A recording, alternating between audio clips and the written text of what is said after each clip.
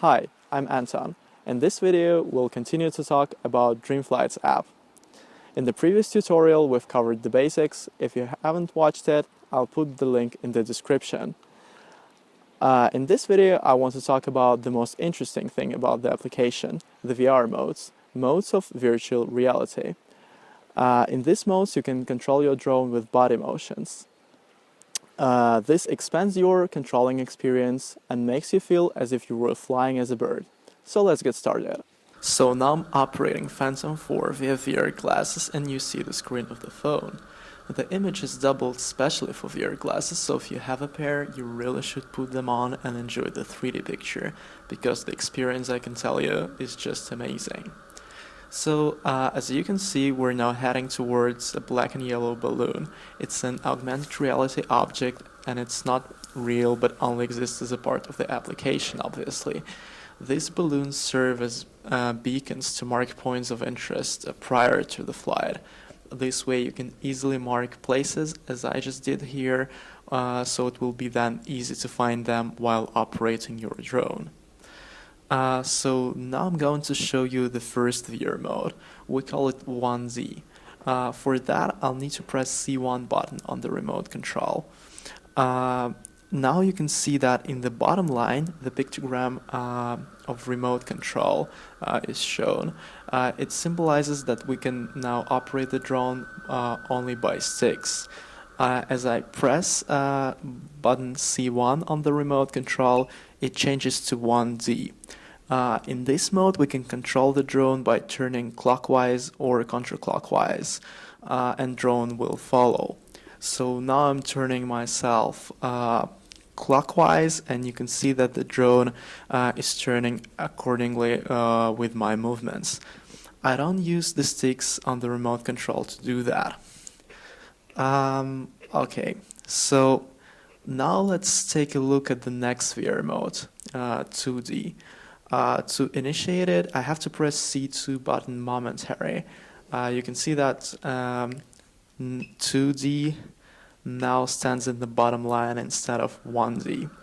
In the 2D virtual reality mode, you can make a virage, something like a sharp turn with the tilt of your upper body to the left or right. The best analogy is the turn of a plane. It's a spectacular maneuver as the drone itself tilts while falling into a turning curve.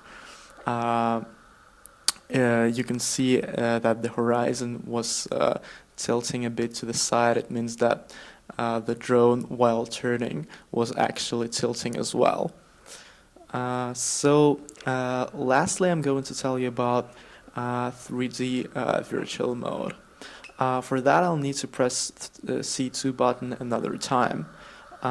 It's actually similar to 2D mode, however in 3D mode you can also tilt your upper body forwards and backwards. The drone will ascend or descend respectively.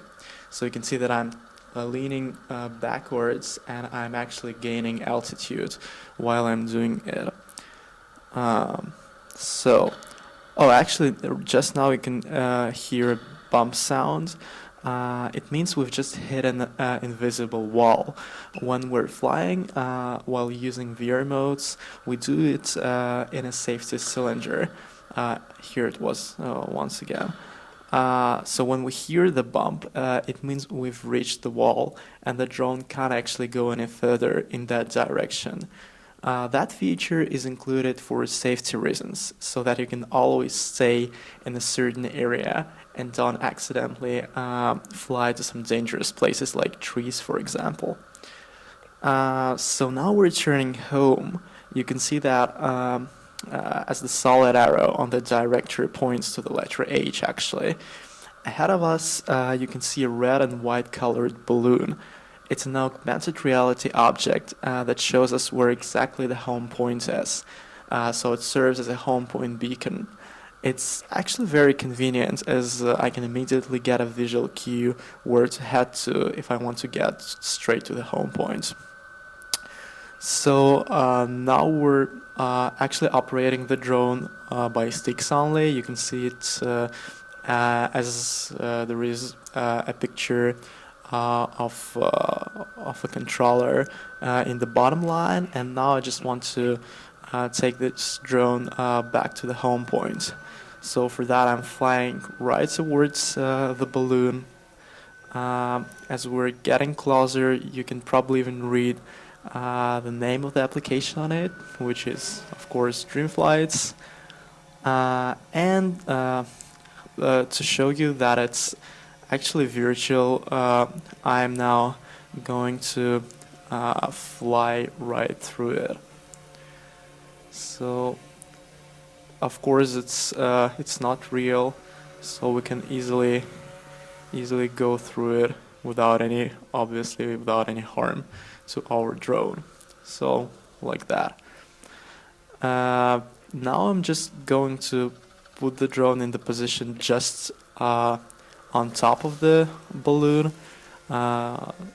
to enable the precise landing of the drone on the home point, because this balloon is just on top of the home point. So I'm going right through it. You can see the basket, which is obviously also virtual, and now I've landed. This was a quick review of Dreamflights app. If you want to learn more, you can go on our website, dreamflights.pro. You can download the app on App Store or Google Play. Happy flying!